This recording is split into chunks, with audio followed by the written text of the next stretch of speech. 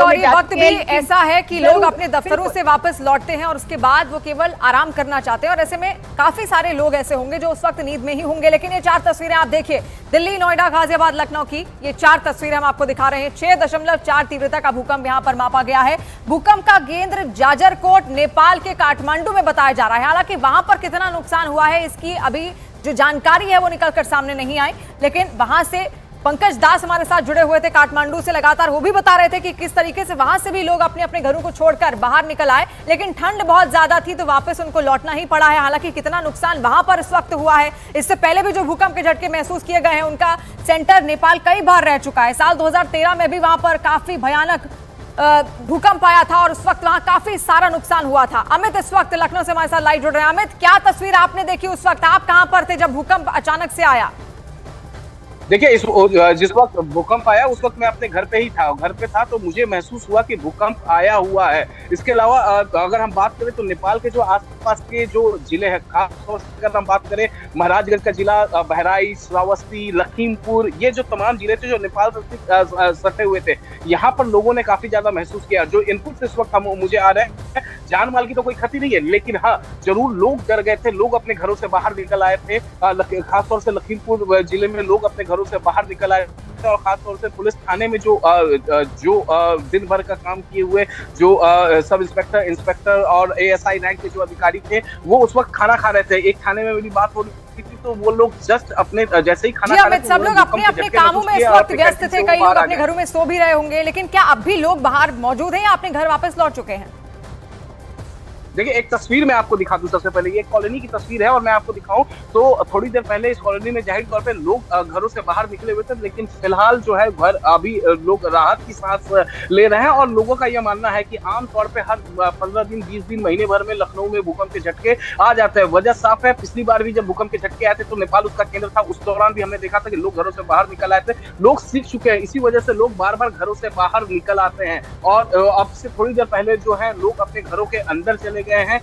लेकिन लोगों ने जो महसूस किया है भूकंप के झटके, जाहिर तौर पर अगर हम बात करें तो बहराइच जिले का जो इनपुट है, बहराइच, श्रावस्ती, जो नेपाल से ठीक सटा हुआ इलाका है, इन जिलों के लोग काफी ज्यादा दहशत में आ गए, क्योंकि इसको हर किसी ने महसूस किया है। ये वैसा समय होता है जब लोग अपने दफ्तरों से आके जो बिजनेसमैन है, उत्तर प्रदेश के कई जिले इसमें शामिल थे जहां पर बहुत तेज भूकंप के झटके महसूस किए गए। हालांकि तस्वीरें लगातार हम आपको दिखा रहे हैं, नेपाल का जाजरकोट का वो इलाका था जो कि मेन केंद्र, मेन एपिसेंटर था इस पूरे भूकंप का। मोनिका लगातार हमारे साथ जुड़ी हुई हैं, अमित भी लगातार हमारे साथ जुड़े हुए हैं। मोनिका, आप उस वक्त क्या कर रही थी? क्योंकि भूकंप का जब भी झटका आता है तो उसको महसूस तो हम कर लेते हैं, लेकिन कुछ वक्त बाद आप उस वक्त क्या कर रही थी? आपको कैसे पता चला कि भूकंप आया?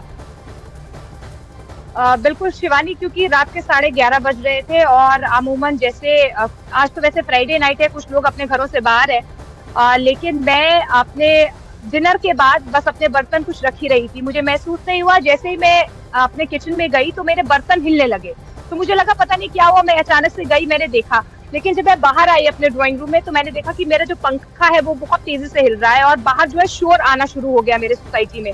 तो घबरा के जब मैंने अपनी बालकनी से बाहर देखा तो सोसाइटी के तमाम जो लोग हैं वो घबराए हुए थे और वो नीचे आ रहे थे और बार बार यही मुझे कुछ सुनाई दे रहा था कि शायद भूकंप के तेज झटके महसूस हुए हैं।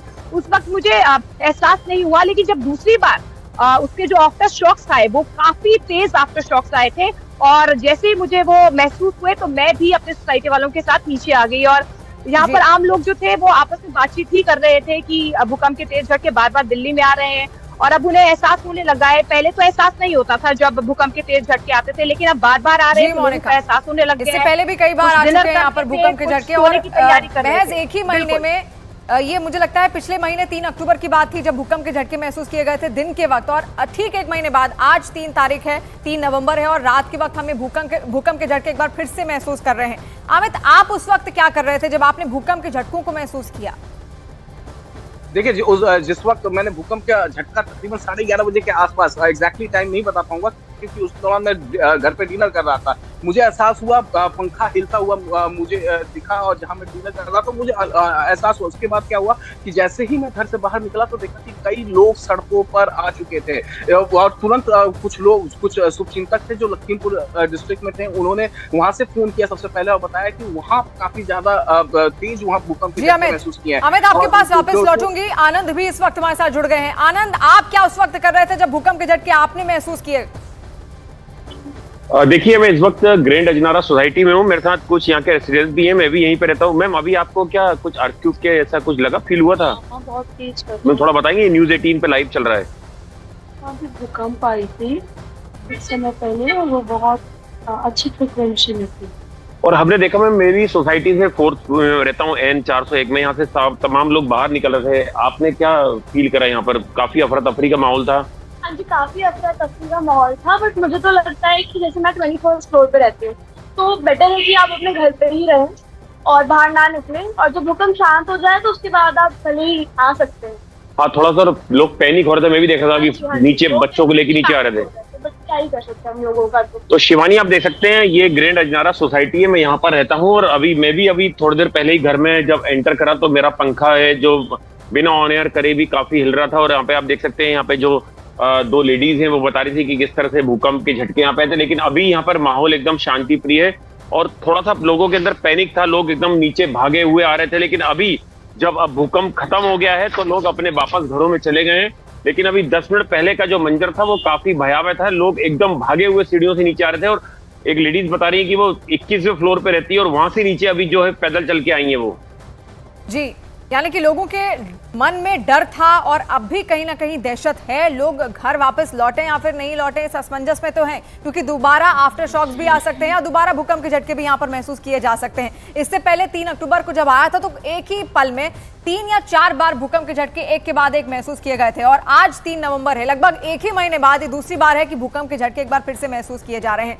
लखनऊ से अमित सिंह हमारे साथ जुड़े हुए हैं, मोनिका दिल्ली से हमारे साथ जुड़ी हुई हैं, और आनंद भी नोएडा से हमारे साथ जुड़े हुए हैं। उन्होंने भी अपने एक्सपीरियंसेस शेयर किए कि वहां पर जिन जिन सोसाइटीज में वो लोग रह रहे थे, किस तरीके से वहां से भी लोग अपने अपने घरों को छोड़कर वापस बाहर निकले। आपसे जानना चाहूंगी अमित, क्या कुछ नुकसान की भी आशंका वहां पर जताई जा रही है भूकंप की वजह से लखनऊ या फिर उसके आसपास के क्षेत्र में?